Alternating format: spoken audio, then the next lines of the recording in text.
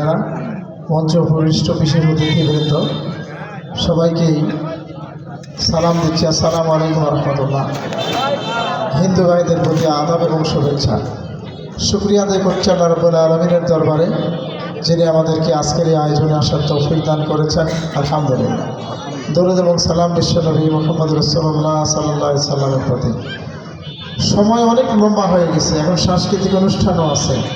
আবার আমাকে আরও আগে মাগরিবের সময় যাওয়া দরকার ছিল বরকত, শেষ পর্যন্ত এটা বললাম যে এশায় যাব। এখন পারবো কি না আমি জানি না, চেষ্টা করবো এশার মধ্যে যাওয়া। এরপরে ওখান থেকে একটা মাহফিল সেরে আমাকে যেতে হবে 5 ভেবেই। এজন্য সংক্ষেপ কথা বলবো। প্রথম কথাই হলো, আমরা আসলে আল্লাহর গোলাম। একটা বিষয়ে বলি যে আমরা ধার্মিক।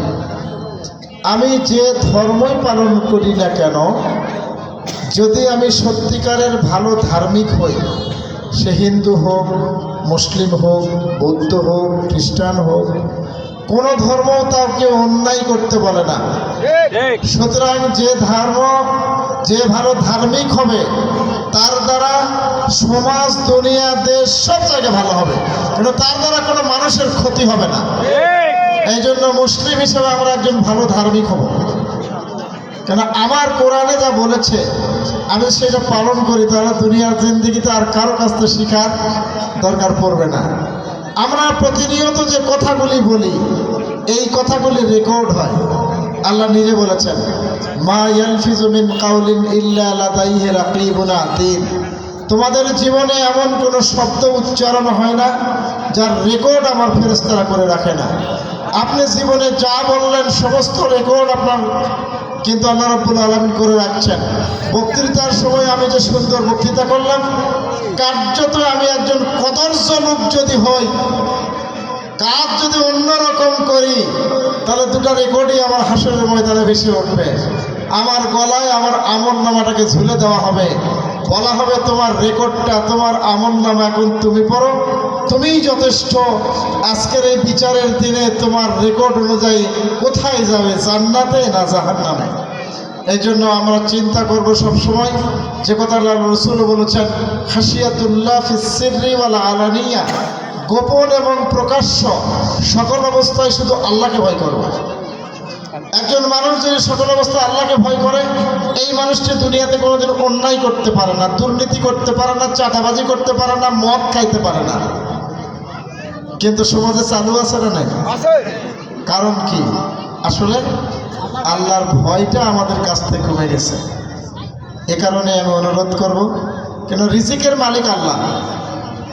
কথা লম্বা করবো না, আগেও বলেছি। হযরত আলী রাদিয়াল্লাহু তাআলা আনহু তার সন্তানদেরকে ডেকে একদিন হেদায়েত দিচ্ছে যে, ছেলেরা বৎস, রিজিক নিয়ে কোনোদিন টেনশন করবে না, কোনোদিন হতাশ হবে না। কেননা তোমাদেরকে পৃথিবীতে পাঠানো অনেক আগে আল্লাহ রিজিকের ফায়সালা করেছেন, তারপর দুনিয়াতে পাঠিয়ে দিয়েছেন। এবং তিনি বলছেন যে এখান থেকে কোটি কোটি মাইল দূরে যে তারকা, তার চেয়েও যদি কোটি কোটি মাইল দূরে তোমার রিজিক থাকে, তুমি পৃথিবীতে তোমার বরাদ্দকৃত রিজিকের একটা দানা রেখে তুমি মৃত্যুবরণ করবে না। এত বড় সত্যকে জানার পরেও আমরা যারা হারাম পন্থা অর্জন করার চিন্তা করি, প্রমাণ হয় যে আমি আল্লাহর রিজিকে বিশ্বাস করি না। তাই আমি এটুকু বলবো যে আমরা দুনিয়ার জিন্দগিতে হালাল ইনকাম করার চেষ্টা করব, হারাম বর্জন করব, সত্যের পথে টিকে থাকব, মিথ্যা বর্জন করব। এটা হচ্ছে মুত্তাকির মৌলিক শিক্ষা। অর্থাৎ কোরআনকে ফুরকান বলা হয়েছে। অর্থাৎ ফুরকান অর্থ হলো আল্লাহ রাব্বুল আলামিন পৃথিবীতে যাকে সত্য বলেছেন শুধু ওইটাই সত্য। কোন যুক্তি দিয়ে দুনিয়ার কোন চেতনাকে সত্য বলা যাবে না, শুধু আল্লাহ যাকে সত্য বলেছেন সেটাই সত্য। আর কোরআন যাকে মিথ্যা বলেছে ওটাই মিথ্যা। কোন যুক্তি দিয়ে কোনো মিথ্যাকে সত্য প্রমাণ করা যাবে না, যতক্ষণ কোরআন যেটাকে কোরআন দ্বারা প্রমাণিত না হবে।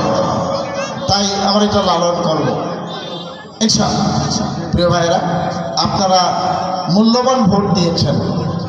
আপনাদের এই ভোটের ঋণ পরিশোধ করার মতো ক্ষমতা আমার নাই, তবে দোয়া করবেন।